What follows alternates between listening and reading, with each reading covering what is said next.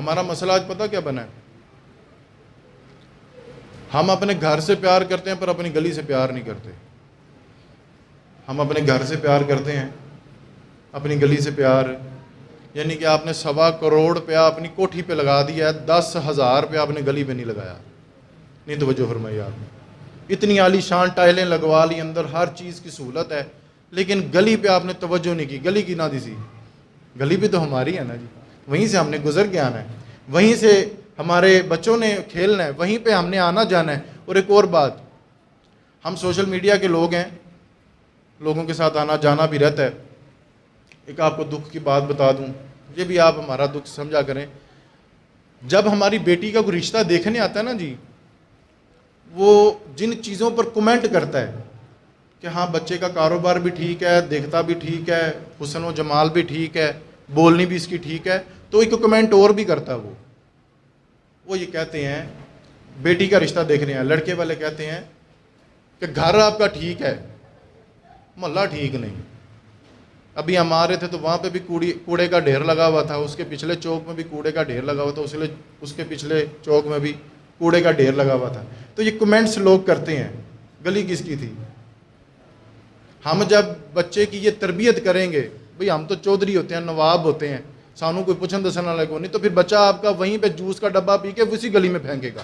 اب اس نے تو پھینک دیا، بارش ہوئی تو وہی جوس کا ڈبہ نالیوں سے جا کے گٹر بلاک کرے گا، تو ہو گیا نا معاملہ خراب. کوڑا کس نے ڈالا؟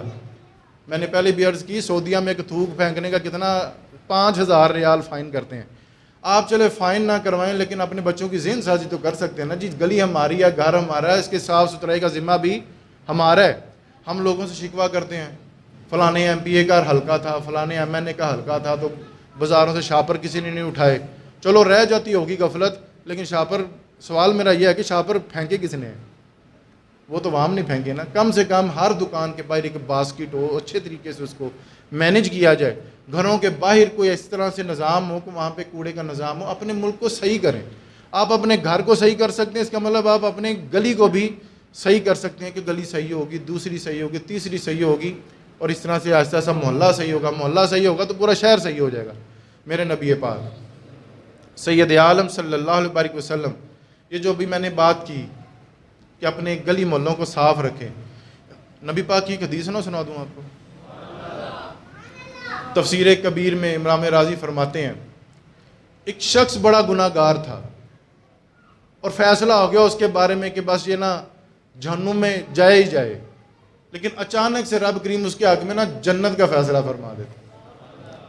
جہنمی تھا، رب کریم نے اپنے کرم سے اس کا جنت کا فیصلہ فرما دیا. وہ بندہ حیران ہو کے پوچھے گا، یا باری تعالیٰ کاکھ نہیں میرے پلے، سارا نامہ مال سیاہ ہے، تو میرے حق میں جنت ایسا کیا میں نے کام کر دیا، ایسی کون سی نیکی کی؟ رب کریم ارشاد فرمائے گا، خلاصہ بتانے لگا ہوں، کہ وہ جو ایک دن رات کے وقت وہ اپنے گلی سے گزرا تھا اور وہ ایک روڑا پڑا ہوا تھا. نہیں توجہ فرمائی آپ نے. اور تو نے اس خوف سے، اس پریم سے، اس محبت سے کہ اللہ کے نیک بندے گزریں گے تو کسی کو ٹھیڈا ہی نہ لگ جائے، تو تم نے وہ جو پتھر اٹھا کے سائڈ پہ کیا تھا، بظاہر دیکھنے میں تو وہ معمولی سی نیکی تھی، لیکن تو نے وہ کیوں نیکی کی؟ تو وہ شخص کہنے لگا، یا باری تعالیٰ وہ نیکی جس کو میں معمولی سمجھتا تھا، میرے تو ذہن و گمان میں نہیں تھا کہ وہ نیکی بھی میں نے کی ہوگی، میرے تو ذہن میں بھی نہیں تھا، وہ نیکی تو نے کیوں کی؟ وہ بندہ کہنے لگا، اس وجہ سے کہ یا اللہ پاک تیرے بندے صبح فجر کے ٹائم اٹھیں گے، کسی کو ٹھیڈا ہی نہ لگ جائے. رب کریم ارشاد فرمانے لگا، تو میرے بندے کا خیال کرے تو میں ان بندوں کا رب ہو کے تیرا خیال نہ کروں؟ تجھے اب میں دوزخ میں جانے دوں؟ اب اسی حدیث کو متن میں آپ نے ذہن میں رکھنا ہے کہ اگر کسی کا ایک پتھر اٹھا کے سائڈ پہ کرنا رب کو اتنا محبوب ہے، تو گلی محلوں کی صفائی رب کو کتنی محبوب ہوگی. گلی محلوں کو آپ صاف، اب تھوڑا سا ذہن بنا لیں. صرف اپنے بچے کو آپ نے کہنا ہے کہ آپ نے چپس کھائیں، اس کا جو ریپر آپ جیب میں ڈال لیں. کہیں پہ آپ کو کوئی باسکٹ ملے، آپ اس نے باسکٹ میں ہی ڈالیں.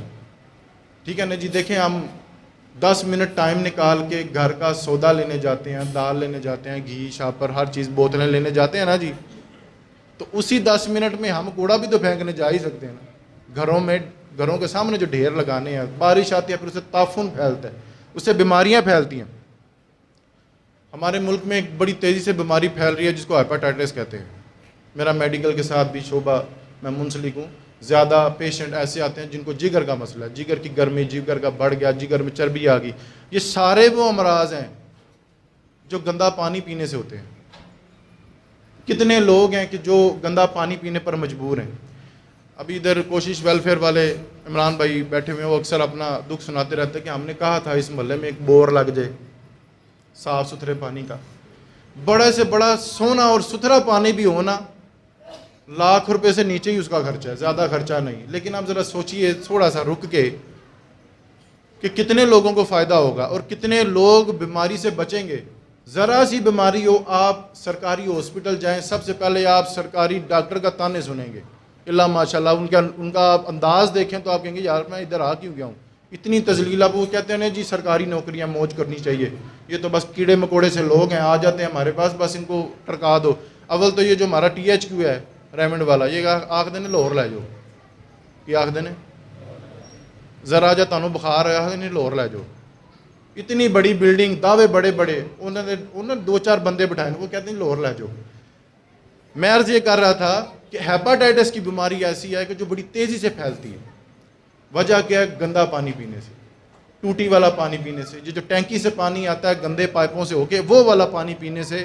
اگر کوئی اللہ کا نیک بندہ, کوئی تنظیم, کوئی درد دل رکھنے والی اس محلے میں, اے محلہ میرا نہیں تو ہی ہے, میں تو ٹر جانا اپنے محلے, میں آپ کی بات کر رہا ہوں, یہاں پہ کوئی ایسا تنظیم کوئی بور کروا دیتی ہے تو دیکھیں کتنا ثواب ہوگا لگانے والوں کو اور کتنا فائدہ ہوگا پانی پینے والوں کو.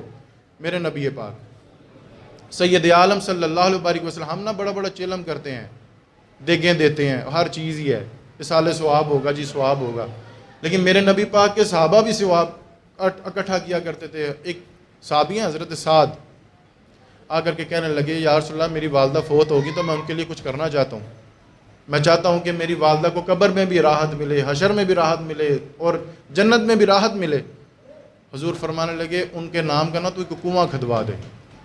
کیا کھدوا دے؟ تھوڑا سا بلند بولی. کنواں کھدوا دے. وہ کنواں آج بھی زائرین مکہ, زائرین مدینہ جو جاتے ہیں آج بھی اس کی زیارت کرتے ہیں. بیرے ام سعد, سعد کی ماں کے نام کا کنواں. نام کس نے رکھا؟ میرے مدینے والے رسول نے. جب تک وہاں سے لوگ پانی پیتے رہیں گے, حضور کا فرمانا ہے سعد جب تک اس کنویں سے لوگ پانی پیتے رہیں گے رب تیری والدہ کو, تیری ماں کو قبر میں کروٹ کروٹ راحتیں عطا فرماتا رہے گا. ہمیں بھی چاہیے نا کہ اپنے بڑوں کے نام کا کنواں کھدوا دیں, ایک بور کروا دیں جہاں سے خلقت پانی پیتی رہے.